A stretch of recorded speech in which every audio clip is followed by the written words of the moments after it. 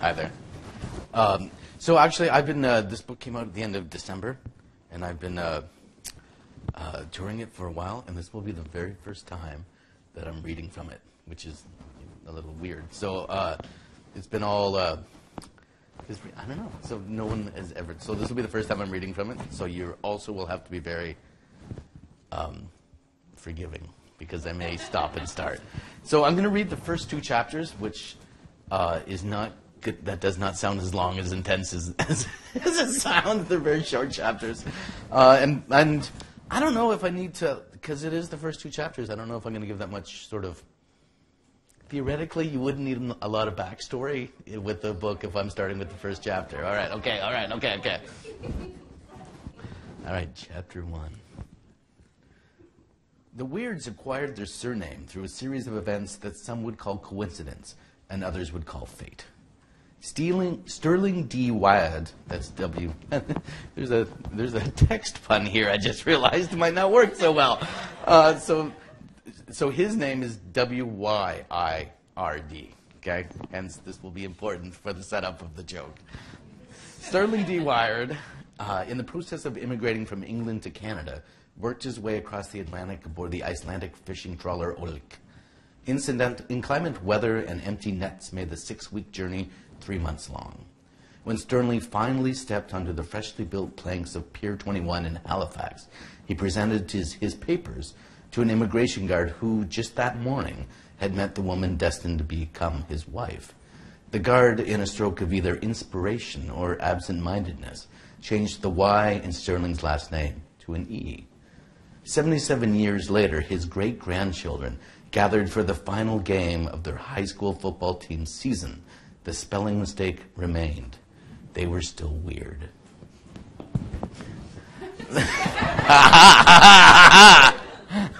Sorry. The 4 oldest siblings, Richard, 19, Lucy, 17, Abbas, 16, and Angie, 14, were in the stands ready to watch Kent, the youngest, play football. Or rather, to watch Kent sit on the bench as his teammates played football. Kent was in grade 9, but he'd skipped grade 6, so he was only 13. Yet he'd somehow managed to earn a spot as the third string quarterback. That Kent had spent the season sitting on the bench didn't bother the weird siblings in the least. They preferred that he would never make it onto the field. The idea of having to watch him play filled them all with anxiety, which is why the last game of the season was the first they'd come to see. They stood in the crowd, feeling awkward. Theirs were the only faces not painted blue and white, the school's colors. Their classmates chanted fight songs that they didn't know the words to. But Kent remained safely on the bench. Then, with 57 seconds left in the game, the team's star quarterback, Kevin Hasek, received a stunning sack and had to be carried off the field. Mike Bloomfield, the second-string quarterback, just had been diagnosed with mononucleosis and was therefore at home. The coach looked at Kent and gave him the nod. Kent ran onto the field for the first time that season, failing to notice that his shoes were untied. The home team was losing by a field goal, or to put it another way, a touchdown would give them the game. The idea that Kent had been given this chance seemed unbelievable to his brothers and sisters. It's not that the weird children were outcasts. They were popular. They just weren't A-list.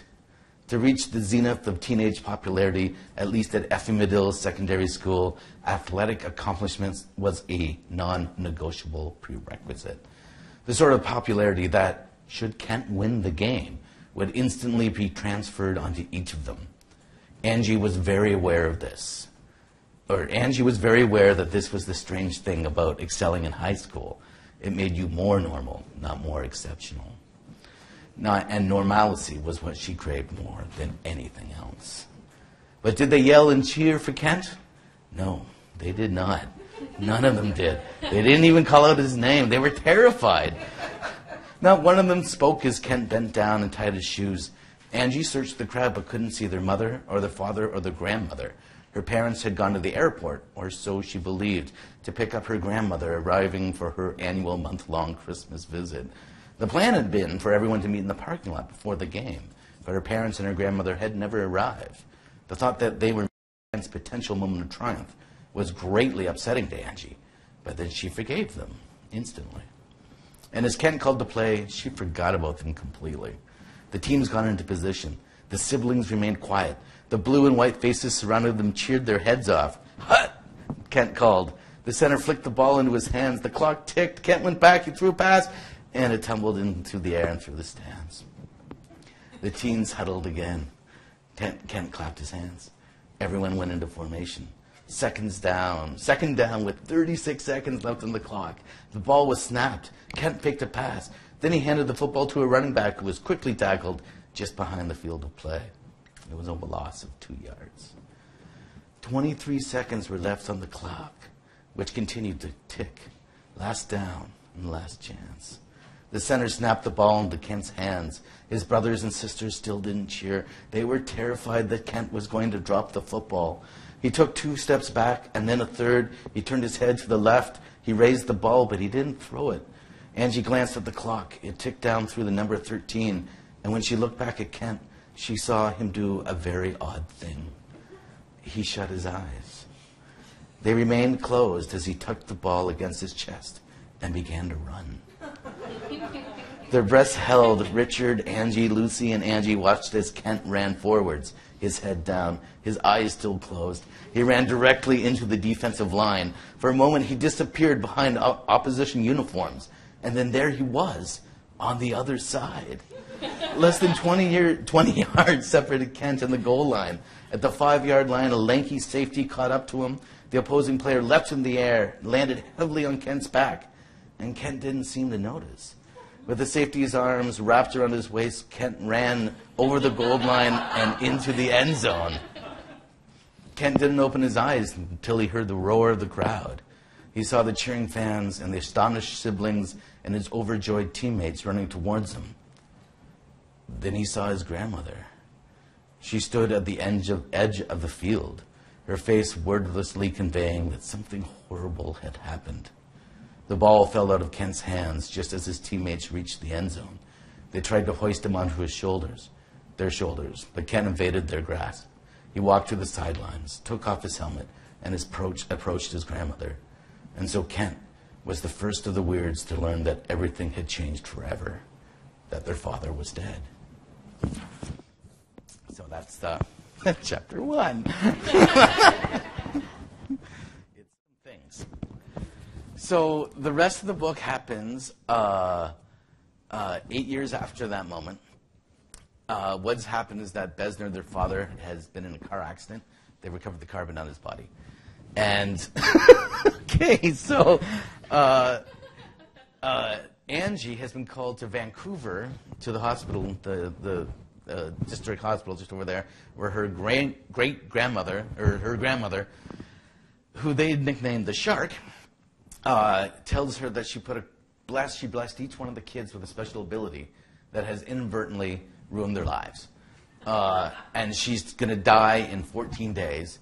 And Angie has been charged with gathering up all the siblings and bringing them to her hospital room so that at the moment of her death, she can lift the cursed blessings. Does that make sense? Okay, so things are starting to get a little more bizarre. So chapter 5 would be, okay, so that's Angie. So Angie's our hero, and her cursed blessing, which they refer to as blursings. I'm not responsible for that. They came up with that on their own. So Angie is, she's always forgives, which sounds like a good thing to be able to do, but she hates it because she's like a doormat, right? Like no matter what you do to her, she'll forgive you, right? And then she's just met Lucy in Winnipeg, who is the second. It's Richard, Lucy, Angie. Sorry, and the birth sequence is also very important. Wow, see? I should have just read the first 4 chapters. And then, then Lucy's power is that she, well, just read. We'll see if it comes out. Okay. So she's gone to Winnipeg. She's found her sister. She's at her house. Angie was surprised when Lucy handed her a pillow and a sheet. Oh, and Angie's 8 months pregnant. Sorry. Lots of plot moves fast in this thing. Wait, she said, I have to sleep on the couch and I have to make it up? This is no way to treat a guest. You're not a guest. You're family, Lucy said. Angie started to cry. That's the other thing. Angie is also known as being a crybaby. Lucy turned up the light. In the morning, Angie woke up with stiff legs and a sore back. She took tiny steps to the kitchen, where Lucy had already made breakfast. "Do you drink coffee yet?" Lucy asked. Angie shook her head no. Lucy poured a glass of orange juice. The hard-boiled eggs were timed perfectly. The toast is golden. Okay, so yeah, I'm going to have to say it. Lucy is never lost. So she has an uncanny sense of direction, but which has turned her into a neurotic freak because she doesn't know it's okay to be lost, right? So she's very controlling.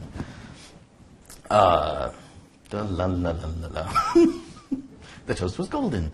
Their taxi arrived, so now they're flying to get Abba, who lives in a mythological, made-up country called Upliffta. There, she's the queen. But that's later. I know Random House published this thing. Can you believe that? Okay. Their taxi arrived at 8:15. Lucy's suitcase was already on the door, and Angie rushed to collect her things. She checking the lock 3 times. Lucy carried both of their bags to the sidewalk. Here they stood for several moments as Angie inspected the cab. In 1963, Angie's grandfather, Samuel D. Weird, founded the Grace Taxi Service. He named the enterprise after his mother. When Besnard took over the business in 1982, it had grown into the second largest fleet in the city of Toronto. Over time, Besnard developed many theories about taxis. For one, he believed that you should make a wish while hailing a cab. If the first taxi that passed by stopped and picked you up, your wish would come true. He also felt that every taxi ride was metaphorical. It could be interpreted like tea leaves on the lines in your palm. But his most firmly held theory was that your choice of taxi was a reflection of how you saw yourself. Of all his theories, this was the one that had been most firmly passed on to his children. "No visible dents or scratches," Angie said. She circled the cab slowly. "You still do this?" "I would have liked a newer model," Angie said. She came back around to the passenger door. "Not in this town." "Really? Afraid so." "Okay, let's take it," Angie said. And she slid into the back seat. "To the airport," she told the driver. "But first," Lucy said as she got into the back seat and closed the door, "the Golden Sunset Retirement Community, 170 Lipton Street." "I didn't think you meant right away," Angie said. "Well, when did you think I meant?" "I don't know. Soonish? In the future? Near future?" Lucy rolled her eyes. So, like most siblings, there's a give and take, and there's a lot of siblingness between them. Lucy only agreed to go with Angie to get the rest of the siblings in return of going to see their mother, who went crazy shortly after Besnard's disappearance and claims that she doesn't recognize any of them and has claimed that for the last 8 years. So there you go. The exterior of the Golden Sunsets Retirement Community was concrete and depressing. It was worse inside. Decades of wheelchairs had worn twin tracks into the gray, thin carpet. The grandfather clock in the lobby leaned to the left. It smelled like medicine, and the walls were painted a yellow that was much too optimistic. "Is this really the best we can afford?" Angie asked. "This is more than we can afford."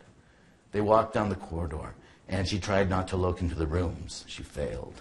Some of the residents met her eyes, others just stared through her. But the most disturbing thing to Angie was their haircuts. Zigzag patterns and asymmetrical bobs and parts that started just above the ear. Every single resident that sported a hairdo looked suspiciously like Lucy's. Lucy also has this crazy hair. You can't really, should also have said that. "What's with the hair?" Angie said. "You'll see," Lucy said, and she pressed the down button. The elevator arrived, and they stepped inside. Neither spoke. When the doors opened for B2, Lucy pointed to a handwritten cardboard sign, masking tape directly across the hall. The sign said, "It's about time haircutting saloon." Angie stepped out of the elevator. The doors began to open. "I'd go with you, but I've just had mine done," Lucy said. "Is this for real?" Angie asked her. "Don't worry," Lucy said. She held out her hand. The doors jumped back open. "She won't even recognize you." Lucy removed her hand. The elevator doors closed. Angie took 3 steps forward. She stood in front of the door that had the sign taped to it. The handle was long and metal, and Angie held it for several seconds. Then she pushed it down and went inside. The room was obviously a disused janitor's closet. It was small and lit by a single floor lamp. A shelf made of 2x4s and plywood covered the back wall. There was a sink in the corner. Several mops hung to the right of it. Across from the sink was a wooden kitchen chair on which her mother slept. Angie watched her sleep. She counted to 60 in her head. She gave the door a good shove, and Nicola woke up. "Can I help you?" "It's me, Angie," she said. She watched Nicola carefully. For a fraction of a second, Angie was sure that her mother recognized her, but the look quickly disappeared. And once again, Angie couldn't be sure if she caught her or imagined that something that wasn't there. "You're here for a haircut?" "It's me, your fourth born, Angie. You're in luck. Mr. Wilson canceled. I'm about to have a baby." I guess I should say he was canceled. "Really? Nothing?" "God rest his soul," Nicola said. She picked up the chair. She turned it around and then patted the back of it, and Angie sat down. Mother tied a peach towel around her neck, ran the water that was warm, and the shampoo smelled like goat's milk soap, which made Angie remember bathtubs full of siblings. She drifted off to sleep, and she woke up with wet hair. "You must be tired." "I didn't feel that tired. Something about this room just makes people want to sleep," Nicola said. She pulled the white towel from the far wall, revealing a mirror. "Nothing worse than staring at yourself all day." Angie stood, and Nicola moved the chair in front of the mirror. Angie sat down. She looked at her mother's reflection. Nicola gathered Angie's wet hair that had fallen over her shoulders. "What were you thinking? A trim? I think it needs more than that." Oh, no, you know, just a trim. "Why don't you let me try something? A trim is really all I need, really." Nicola nodded in agreement. She reached for her scissors, took a 5-inch length of her daughter's hair between her fingers, and with a firm, unhesitating motion, cut. A length of black hair dropped to the floor. Angie stared at it. A second clump, even longer, fell beside it. In the mirror, she saw a third length between the jaws of her mother's sisters, and as they started to close, Angie shut her eyes. "How far along are you?" "I know you're not supposed to ask, but I don't know who would know that there's a baby in there." 35 weeks-ish. "A girl?" Yeah, it is. I thought so. You're carrying pretty low for it to be a boy." "If she'd been a boy, I was going to name her Besnard." "Are you going it alone?" "After my father. Besnard? Besnard Richard Weird," Angie said. She opened her eyes. Nicola continued cutting. "Sorry," she said. "No ring, that's all. Am I prying?" No, you're not. There isn't one." Angie's mother made a clicking sound with her tongue, which I imagine sounded like this. "You disapprove?" Angie said. "If a woman wants a child, there's nothing worse than not having one. It's just very hard to do on your own." "Do you have any children?" "No, well, almost." "What happened?" "I lost my husband." "How?" "A storm." "A storm?" "The great storm of 2001. He was lost at sea. Do you remember it? That storm?" She said. The scissors stopped. They looked at each other in the mirror. Of course, I remember that." "Were you in it?" "Sometimes I feel like I still am." "Did you lose someone too?" "I did," Angie said. Anyway, okay. I'm going to call it quits there. Thank you very much.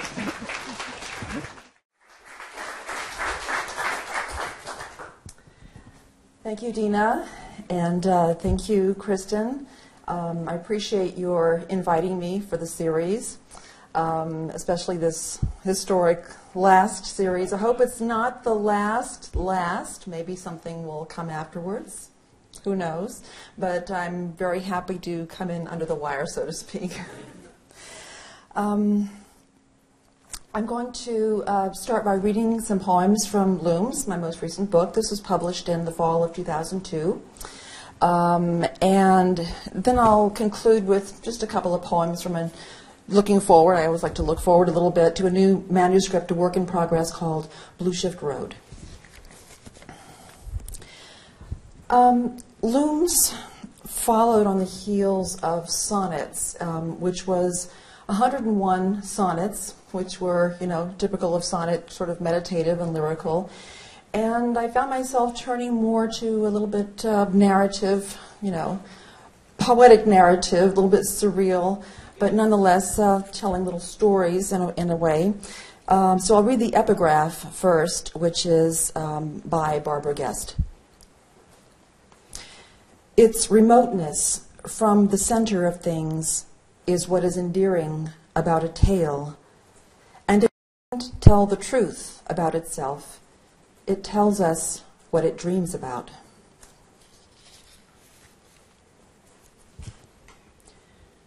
Right now is what dwindling feels like. Despite the mulberry outside my window steadfastly anchoring its taproot. The new century counts planets that might support rooted beings and ravenous predators, but stardust piles up on lines connecting dots and constellations, blurring them into nebulae. Shapeless experience waffles between concrete and abstract, accounting for the popularity of horoscopes, especially when Jupiter enters Aries and we vacillate, like volcanoes heaving ash before the pyroclastic flow, collapsing before tsunami, dwindling until the next cycle. I abstractly shake dew from ripe mulberries, or I lie down, gazing at shivering green tracery non-existent a couple of months ago and just as soon to vanish. A more or less concrete cup of coffee balances on my belly, wobbling to the diastolic and systolic rhythms of my heart.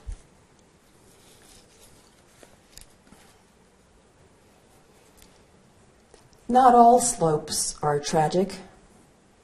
Sylphs propel delta waves careening toward a valley floor, unearthing fossils more enduring than the rock that embeds them.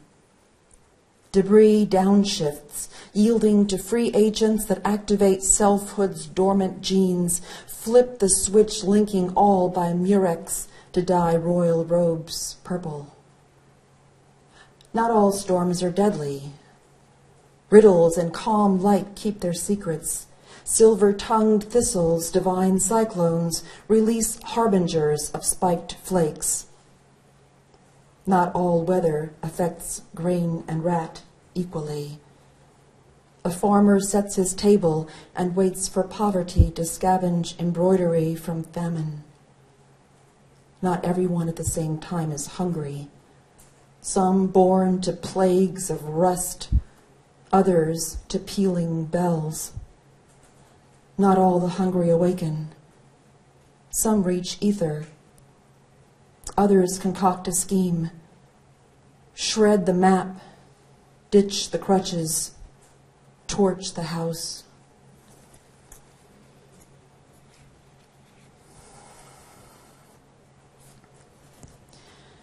To believe is to please what most you love, cruising surface, catching strains of an old ballad whose punctuation flickers like fireflies, meaning darkness, believable onyx in which crested memories wander into a cascade. Of what? No one recalls, but many have known Roman numerals in black ink. I believe I see them. I make them convincingly cascade like tiny angular droplets, enough to, I forget. But I believe I'm here with the beloved, each moment fertile with cataclysm. If that's the only flaw, what's not to believe? Habits levitate until land morphs into map, flapping birds into street names. Zoom out, zoom in. Same catastrophic universe in which to believe is to please. Zoom closer. One baby shoe perched on a ledge. What happened? A smooth-talking carnival barker magnetizes all his ducks in a row, pleasing no one. Any belief will do, but every now and then perfidy shows up with its pleasant molecules, and the baby just has to wait.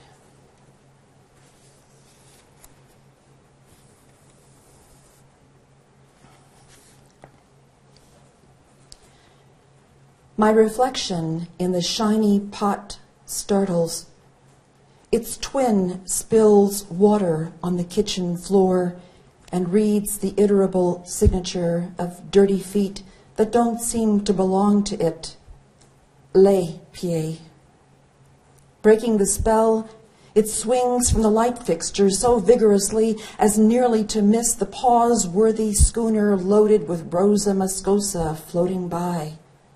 The sailors have brought horticulture, their intentions bound to be misunderstood in light of historical baggage, images from their voyage destined to be stylized in 3-color silk screens in 5th grade history textbooks, pink slightly off-kilter. The historian moonlights as the writer of onomatopoeia in Batman comic strips. Thwap for the slugfest inside Robin's head. Robin is fighting for the freedom to wander with rootless limbs or to keep slugging away.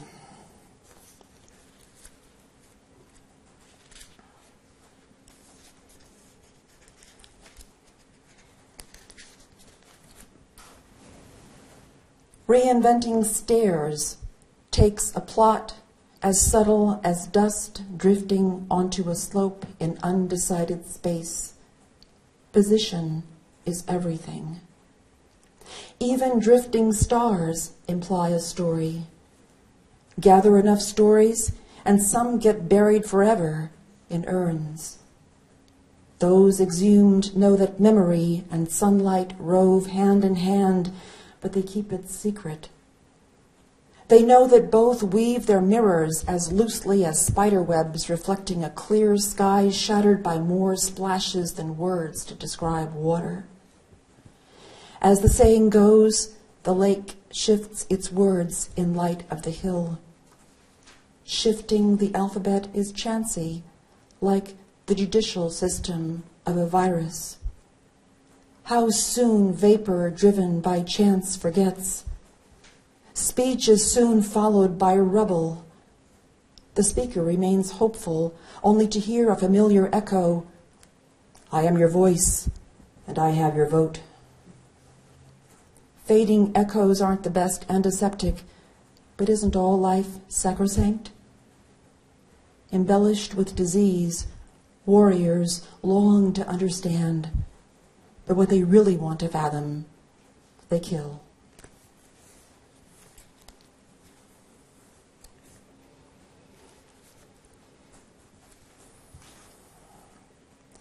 The ship tilts and sinks, settles on ocean floor.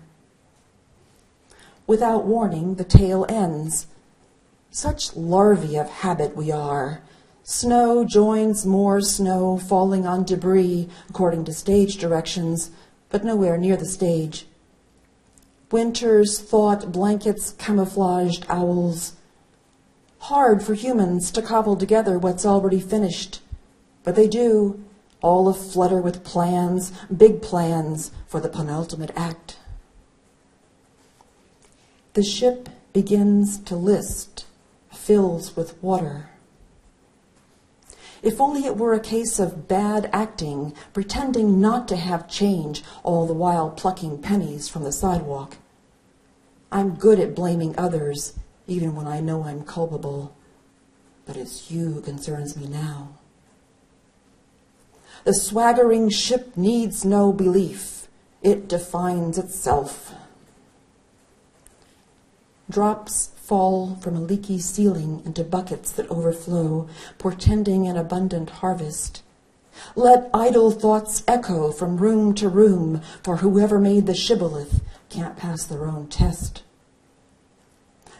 They describe knots without seeing the horizon, but the big picture sees them, and soon they forget how to cry over spilt ocean. The ship tills the waves, lilts on salt water.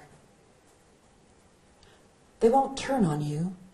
They are sympathetic little calamities, if unsettling, as if wind needed a reason. There is no heart of the world. Here comes another planet. A new ship sets out in fine fettle. It flits and weaves, it bows and lifts, it awes the sea.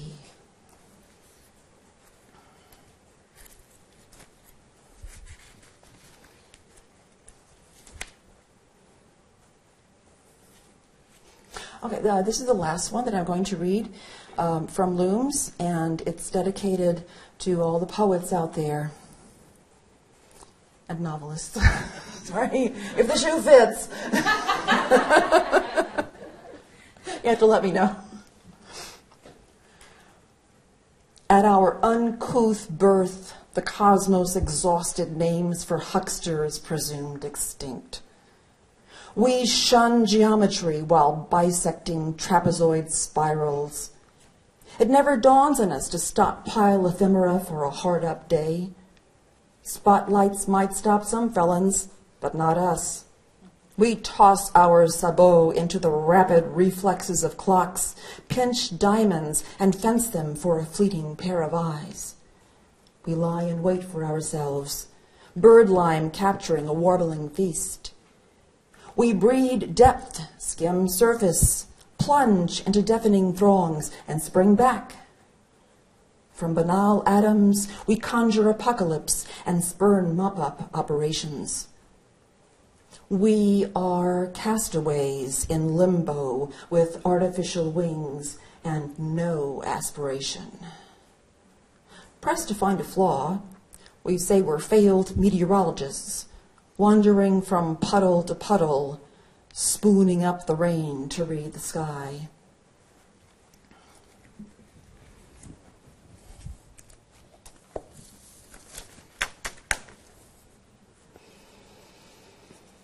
Let's go this one. A couple of poems from my work in progress called Blueshift Road. I'll just read three. Is that okay? Time for three? Okay. Yeah. One's pretty short. The first one is called Sleeves Hold Up the Coat. A dog ate the tuning fork, so the whole orchestra matches the concert master's wild guess of concert pitch A. No one in the audience has perfect pitch. And anyway, their minds are elsewhere, daydreaming about pre and post. But the slightly flat pitch triggers a gnawing frenzy among the neurasthenic termites under the wooden stage. During the prestissimo finale, the stage collapses. The next day, the dog is hailed as an envelope-pushing conceptual artist. Yeah. Nothing against conceptual artists. I do it occasionally myself. Snipe hunt. Also, on the other side of the galaxy, the thought of a trip is a trip. Parthenogenetic sapiens halfway to the toll booth and no wallet, mind wandering to a textbook sketch of a parallel universe leader whose qualities were honed in a paint-by-number heaven just like ours. Into sapiens' vision glides a whale of a whale, big blue engine in a flood of blue, straining plankton from thick moiré for the sea and her spellbound ilk. Sapiens' mind isn't so alien. It thinks about wandering with a wistful belief in purity, children astray in woods, wayward threads in a loom. The weft called deity is a metaphor in any set of coordinates, like fog in D-flat. In the fourth galactic quadrant, staircases in a labyrinth gallop to the rhythm of their climber, a being with large infantile head, just as we'd imagined, juggling doubloons in zero visibility, whistling a tune about pumice, in its eloquent language, a joke word for the uncanny. We can't be sure, but it seems to know where it's going. And lastly, a salute to Popeye. The sea hag's last stand. Popeye gets his hard knocks in the school of scything icons piling up skulls of milksops. Perpetual farewell, sailor with the hubcap soul always stumbling into the wrong rodeo. I can wait for you to burn your toe tag for the last time as your beanpole damsel sprouts a fountain of tears under a toenail moon. Give it some gas, blue toe. Speed your delinquent moxie to rehab, spouting brutish guff. Into your chunky hands, swans will doff their halos before crooning a song of spinach crops over which bitter seasons roll. With your dulled dagger, you can still whittle a dipper for creeds turned on a blind potter's wheel. And if not for the bum rap of the lyric eye, sweepy, I'd hollow a space big enough to cradle your punky stardust heart. Thank you very much. Thank you for coming tonight. Yeah. Hello. Is this high enough? It doesn't matter to me. I think it's okay. Yeah, I'm fine. Yeah, I'm really delighted. I'm really delighted to be reading in Vancouver. I've been here 3 times before, and it never rained. My first time I was here a whole week and it didn't rain, and the second time it was also about 5 days it didn't rain, and then the last time it was overcast, and I thought it's just some, part of the mystique of Vancouver, this myth out there. Well, it's reality. But anyway, I brought an umbrella, but I had to buy a new one because it was too small. Okay. So I'm going to read, The Love in My Bones really has 4 different narrators. It alternates back and forth between them. Part of this book takes place in Labrador on the ocean, like here. Part of it is in Switzerland. There's a section in Ontario, and then there's a long section on a boat crossing the ocean. So what I'm going to do is I'm going to read from 4 different excerpts just to get you a general view of the book. So I'm going to start with the prologue about Sam, who is a geologist. Sam rifled through his lover's drawer and discovered a dog-eared book called Fairy Tales of Flesh. He flipped the pages, hoping to find evidence of himself. He read long stories about witches with phalluses for teeth, men with breasts for testicles, huge walking elbows, chins, and disjointed body parts who performed elaborate maypole dances together, yet couldn't synchronize themselves enough to form a functioning human body. One tale described 2 ghosts who had sex. Their ephemeral skins flowed into each other, and the erect penis became so foggy you could run a hand through it. Sam read of rock people who made love with such violence that their bodies fractured, crumbled, and were blown away in the breeze. There were tales about women whose body fluids drowned entire civilizations.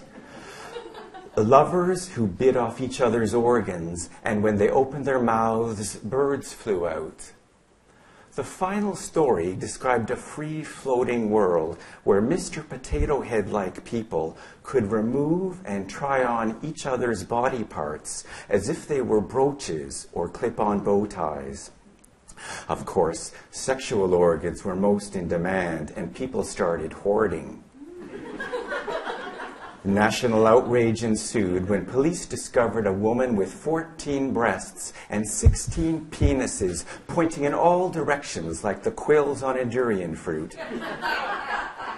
Although Sam couldn't put his finger on exactly how, he knew these tales were telling the very story of his life.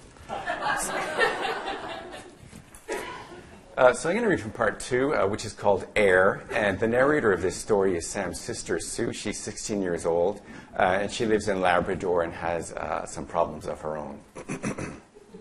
So this is Sue. My body was changing. This happens to girls my age, so I wasn't surprised. In health class, I learned how our breasts would swell and patches of hair appear on our bodies. I expected everything, and despite mother's warnings, reveled in the new flesh covering my bones. One thing that I didn't expect and couldn't stand was the stickiness. A glue-like residue coated my skin, veneered my armpits, the tips of my breasts, and the space between my legs. It was clammy and viscous, made my thighs cling together, and stuck my arms to my torso. My toes melded into one solid beak-like protuberance. I perspired daily, but I did not perspire as other 16-year-old girls did, for you see, I sweated honey. This is not a metaphor, but true life.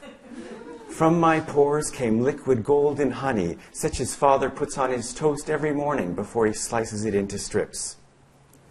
Tests show that your perspiration has the normal levels of sodium and chloride, said Dr. Merton, but its unusually high levels of sugar make its composition similar to, he gulped, bee honey.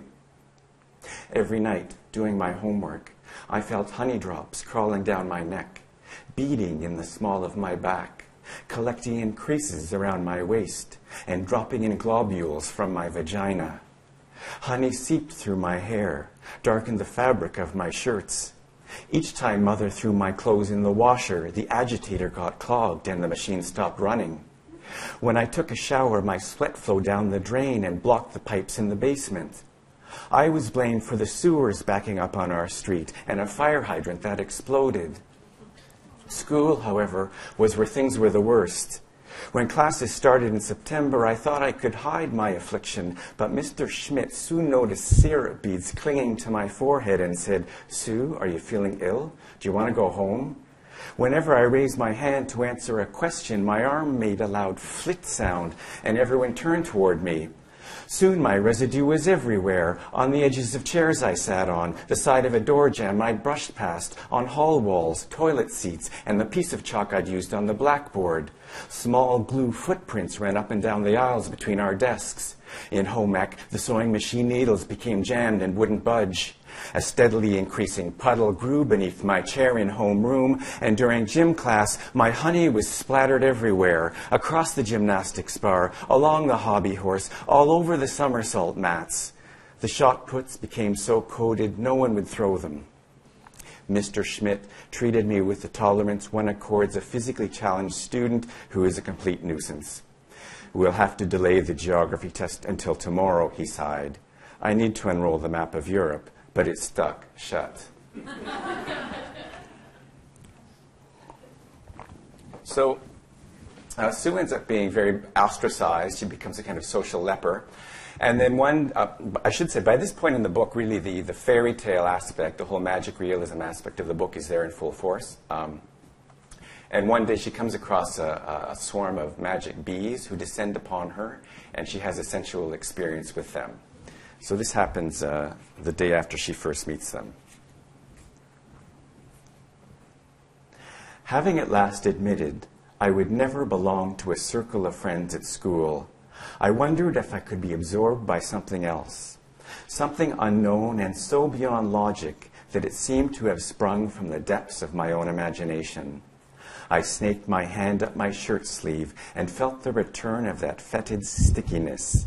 For the first time, I felt happy to be who I was. That afternoon, when I left school, the streets were eerily silent. I entered the empty field, and as before, the roaring swarms of bees appeared and gathered in the sky. I was ready for them this time. My sweat flowed in a honey torrent over the exposed expanses of my body. They descended and landed on my skin. I laughed and screamed with delight as they licked me and leapt, crawled, nestled, frolicked, snorted, or, crouching on the cliff edge of my lower eyelid, stared right into me. Then they quickly dispersed, and I rose, feeling cleansed. I began to commune with my bees daily. I indulged eagerly, but it was a guilty pleasure. Although they numbered in the hundreds, I could distinguish some of them. Each had his or her own habits, and I gave names to my favorites. Drooper was the bee whose stinger slanted diagonally to the right. Q-tip had a long, narrow body with two bulbous ends. The dabbler repeatedly touched her stinger over and over to my eyebrow, while cowardly Kim lingered outside my right nostril. Wanting to go in, I assumed, but afraid he'd get lost. I became addicted to the bees, Sam. I just couldn't stop. I felt slightly perverse and was terrified of getting caught. So now I waited for the insects in a clearing outside town. We'd meet, then run up and down the bare rock hills, the bees roaring behind me like a furnace. Their swarm changed shape. It was like an amoeba, a huge question mark, a whirlpool, or a spinning Ferris wheel. The wind was a giant hand pushing my back. As arms outstretched at my sides, I charged into valleys, up hillsides, over stream beds, along the shores of crystalline lakes, by foaming waterfalls that sprayed and rumbled, in and out of fog clouds that blew in from the ocean. Brother, you said the pressure in rocks is what moves life forward, but I believe it is the air that drives us, that churns the sea, that brought the bees from their faraway home to be with me. On the softest spot of earth, in the barest field, I fell backward, the bees descended, and I was cocooned in the most beautiful darkness imaginable. So that's Sue. So I'm going to read one more section. This is Franz. He's a very different type of narrator. I really enjoyed writing from the point of view of Franz because he's not a sympathetic character really at all. It can be quite liberating when you realize you don't have to create characters that are likable. And I was able to satirize a number of things through him. Because he's so annoying, his section's really short. It's only 30 pages. You couldn't take him for much more than that. So basically, Franz is an artist who lives in Switzerland. He had a brief fling with Sam, and then he forced Sam to go home. And Franz has a fascination with Canada because it is so big. He's never been there. He's never left Switzerland. And his section is called Ice. Eins, zwei, drei, vier. Kraut talk, the manly language. You wanted it, Sam. You wanted my tongue. Wunderbar, guten Tag, raus, swishity swash. The sound of my paintbrush sweeping across canvas. Clickety-clack, my pen drumming a tabletop. These two actions now define my life. I treated you like crap, Sam. I see that. Do I accept my behavior? If I could forget that evening we were wasting our time lined up outside Stryker Disco. As usual, you were babbling incomprehensibly about geology. I couldn't listen because I was fascinated by the fantastic shirt I was wearing. A form-fitting spandex cotton blend. All at once, you cried continents are separate, but the Earth's rotation is the same for all of us. Your white forehead lit up like a movie screen before the film starts. Then you stared at me, and your eyes took on that look that would penetrate, infect, exasperate, and torment me for the rest of my life. How the hell did you do that? Was it something you ate? Did you clench your buttock so tightly your eyeballs bulged? Your pupils didn't move and your eyes darkened.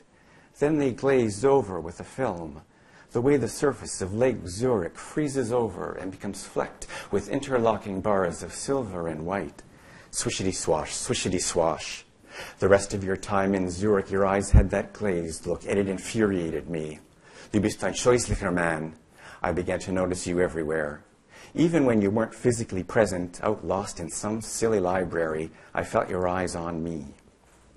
I sensed hands reaching into my skull, tinkering with my thought patterns as you seeped into my bloodstream. Clickety, traveled through my veins. Flickety, crept soft-footed through my pancreas. Strickety, nestled in my spleen, sprawled out in my small intestine, then my large, and invaded every bit of sinew, bone, marrow, and tissue, until one day I looked down at my erect penis and thought you were inside, holding it up and glaring back at me through the eye-hole of my urethra. Thick scheisse, you freaked me out. Swishity shit. In truth, I did not want you, Sam. I wanted the space that surrounded you. You came from a place larger than I could imagine, a country so empty I feared I'd vanish inside it. I longed to vanish. I wanted to run into the space around you and keep running. I wanted to raise my hands to a sky growing more distant by the minute. I wanted to fall in love with distance. But why'd you have to be so annoying with your scientific graphs and moronic comments about shale and limestone at the airport? When the roaring plane at last took you away, I adjusted my sweater and thought, be glad you're rid of that crackpot. Liebt mich, aber ich liebe ihn nicht. When I woke the next morning, 2 eyeballs were hovering above my dresser like twin helium balloons. They had that glazed expression that set my blood on fire, made me smash my fist against the bedpost and shout, Scheisse! The eyes watched me during breakfast as I lifted a spoonful of muesli to my lips. I darted away, but your cobalt blue eyes followed me down the staircase, across the lobby. I hurtled out the front door, slammed it shut. Then I tilted my head and saw up in the sky your eyes blazing down like 2 horrible suns. I boarded the tramway, got off downtown, raised my coat collar, and hurried into the fast-moving crowd. Your eyes stared back at me from the eye sockets of people passing. An old lady hobbling by on a cane, a pink cockatooed teenager on a skateboard, businessmen swinging briefcases like cleavers, even a baby in a pram, a pacifier stuck like a sink plug in his mouth, watched me with your still set eyes. I ducked into Jelmoli, where I'd always enjoyed shopping, but as I fingered data-demanding shirts of speckled cotton, I sensed salespeople watching. Every mannequin had his head turned in my direction. Your eyes were everywhere, Sam. They glistened in the plastic heads of dolls I raced past, shone in the flashing sapphire in the jewelry display, and gleamed chakra-like in tie clips on salesmen's chests. Das ist ganz schlimm. German is a language of consonants. French, a language of vowels. English can't make up its mind. Can you make up your mind about me, Sam, you sexy beast, you? Listen, Liebhaber. To hide from you, I knew I had to transform myself. I had to appear to be somebody else. I started dressing in sailor suits, nurse outfits, army uniforms, terrorist balaclavas, cat costumes, and once went to striker disco in a Little Lord Fauntleroy suit. I became a plaid-suited car salesman, a street vendor with a twirling bow tie. Yet the day I left my apartment in a baby bonnet and diapers, looked up and saw your eyes still in the sky, I realized no matter how much I shook my rattle at them, they would never close. You could see me in every form I took. Fella, you put the piss in piss off. Still, I continued to search for a disguise to save me. Thank you very much. I don't mean to discourage against the point, because she's great, but I'm curious, with the 2 Canadian authors with their books, did you get any formal education before you decided to write your books, or did you just dive into it? Both of you. Yeah, I've been in writing workshops. I've studied at the university level. I have a BA in anime. In English, yeah. So, yeah. I have a BA in English, but I didn't take any. Did you do an MA in English, or you did creative writing? So yeah, when I went to university, there weren't really and there weren't master programs in creative writing. Actually, I think there was at York. Sorry, I'm totally rambling. No. Trial and error. Well, I did a master's in English. It was straight English, but we did some creative writing on the side a little bit. But I'm not a great fan of creative writing workshops anyway. But, so. Why is that? Yeah, well, let's find out Why? Well, I find they can be very good in that they bring a sense of community, and you can interact with other writers, and that's really important. You can't really do it all on your own in a garret somewhere. So that's really good. But I find often they tend to encourage a particular type of writing.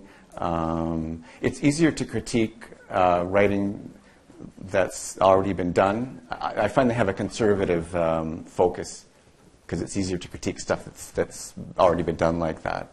If you're doing something innovative, it often doesn't necessarily work in a creative writing workshop unless the people are quite open-minded. Yeah, sorry, I can come off on that point. It would be no problem. I think it's a neat night for me because I think our 2 books are the only 2 surrealistic books kind of published in Canada in the last year. Do you know what I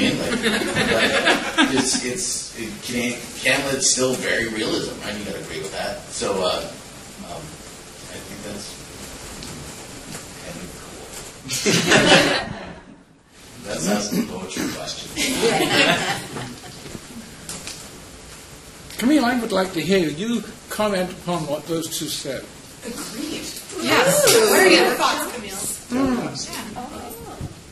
And your own sense of like the convention in writing and Well, first of all, I just want to clarify, I'm Canadian. I don't hyphenate, even though I'm from the States. And I did go to workshops at the University of New Orleans. I also find that that it is a wonderful experience, in a way, to have this community, this place where you can, expose your work and get critiqued and everything. But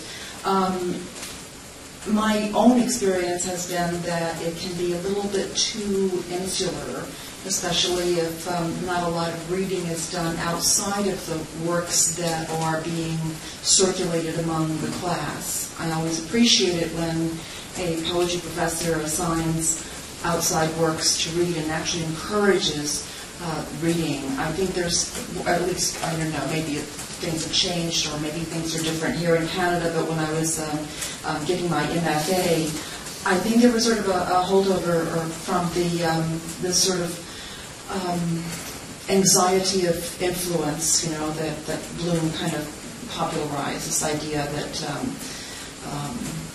you sort of appropriate what came before you, but you have to change it and sort of make it your own. And I think that language is, by its very nature, and also literature, poetry, the writing, is by nature communal and shared. And we can't possibly write anything without influence. So I'm constantly reading, constantly being influenced, as we all are.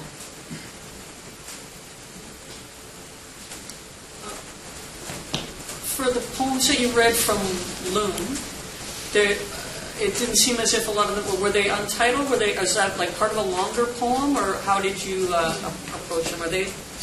They're untitled. They're untitled individual poems. Yes. Yeah. And what motivated that choice?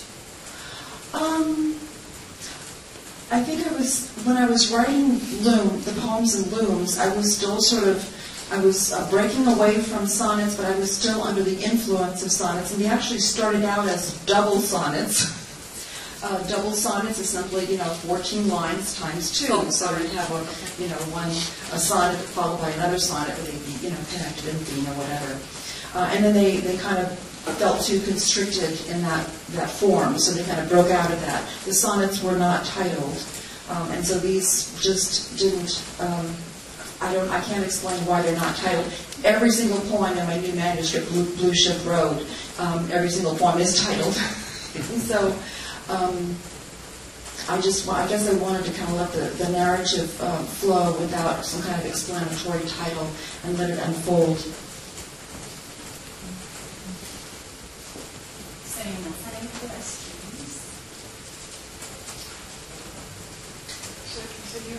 Yeah, keep asking most of us here probably aspiring writers and poets and so forth, so I know I really appreciate having the chance to hear the readings and experience your works. And I try to sit there imagining with the words what is trying to be said. And so I often wonder, well, how do you get your inspirations for coming up with the various characters, maybe, or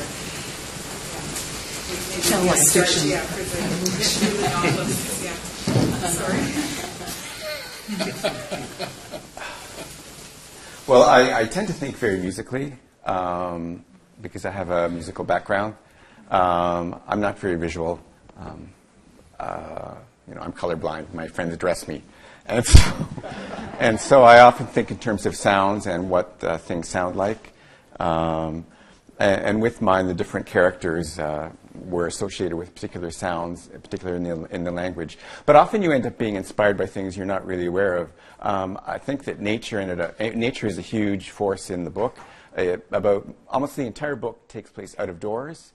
There's only one section in part 4 that's inside. Everything is outside, out in the woods. And it's just funny because I've lived all my life in cities. and I've never lived in nature. You know, when I was younger, I traveled a lot. My father was a train driver. I used to ride the rails. It sounds so romantic or something, but, you know, it wasn't. And so I got to see a lot of the Canadian landscape, and I think in some way, when I was writing this book, all that kind of came out, that nature, the potency of nature ends up being a thing that informs all the characters. But I wasn't aware of this when I was writing it, so where you get your inspiration from, I guess, is just what moves you, I guess. And you might end up stumbling onto something that moves you a lot, and you didn't know it was there, maybe. There's a store in Surrey.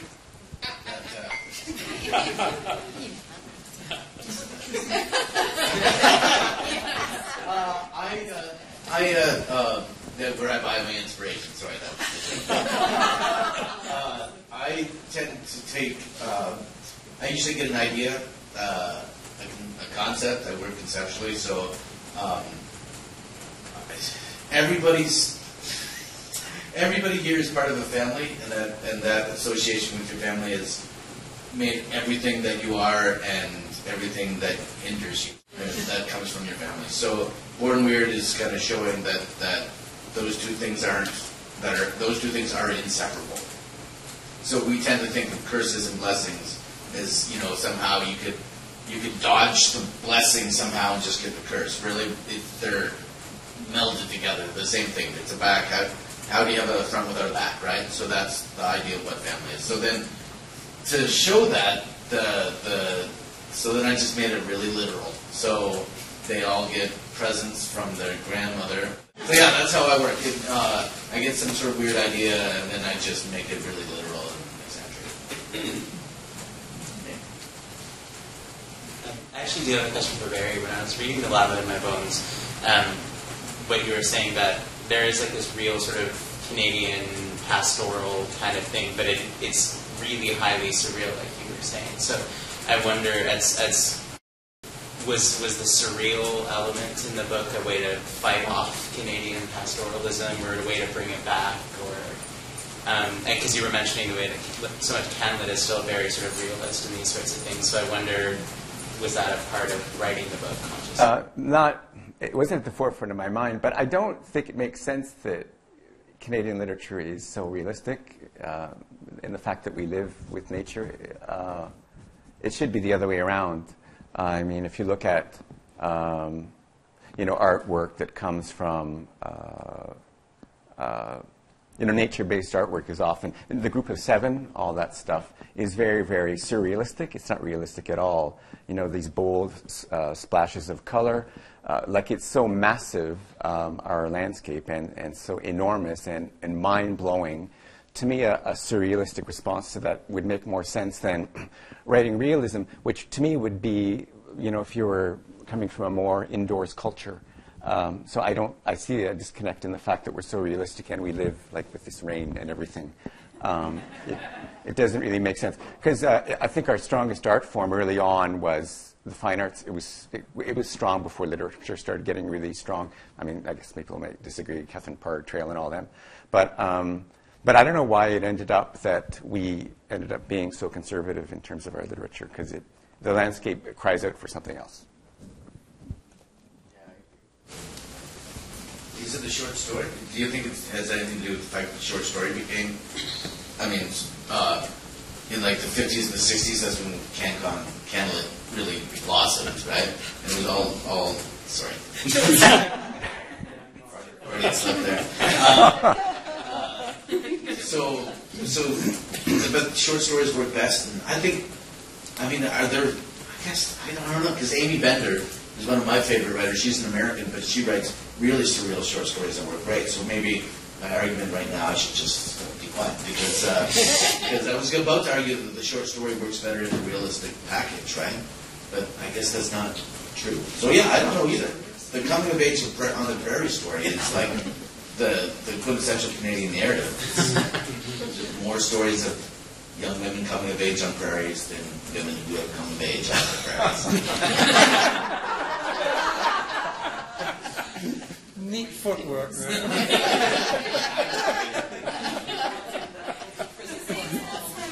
Questions? that, if your work is so different from the traditional literature that's getting published, how was it received when you went to publish it? How was that process? What, for me? What was my experience? Everyone?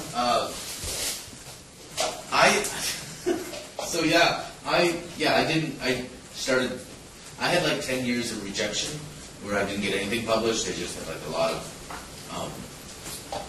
lot of rejection. And then I wrote a novella called All My Friends Are Superheroes, which is a literary novella about superheroes that's 100 pages long in Coach House in Toronto. Lana Wilcox took it out of the slush pile and published it, and it's like, and then, I mean, it didn't be good, right? But it was like, so yeah, it was, I'm only here because Lana Wilcox liked that story and made it happen, and then that led to getting an agent and all the form of stuff. So that's my experience. Well, this is my second book. I got published, so it's not a monolith.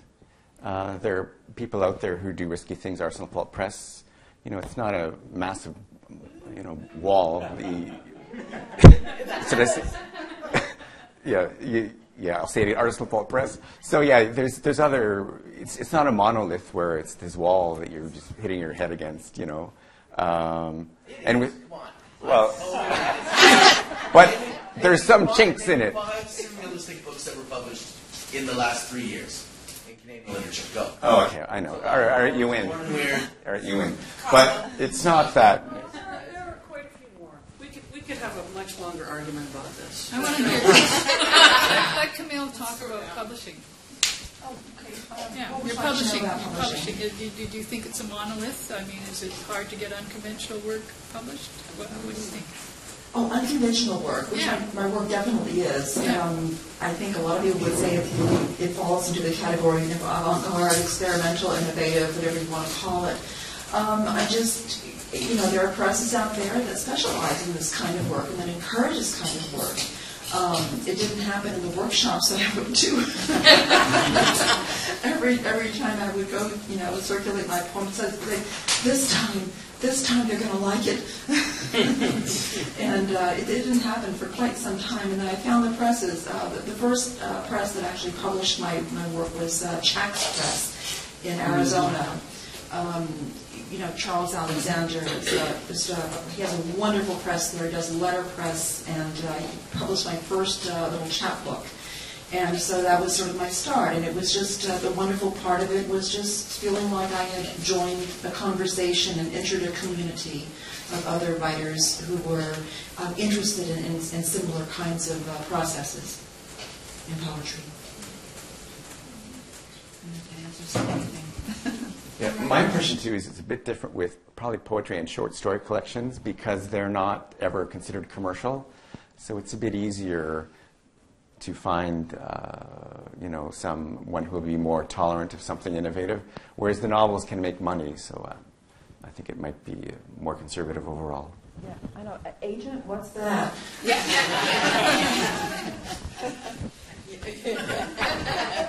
But I think we all owe a debt of gratitude to small publishers in this country. I mean, absolutely. Without them, absolutely.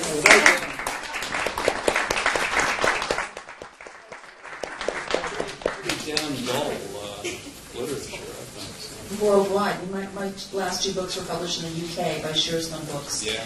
And a wonderful, wonderful small press. And it's been great to work with them. Yeah. So please give our wonderful author assistant another hand.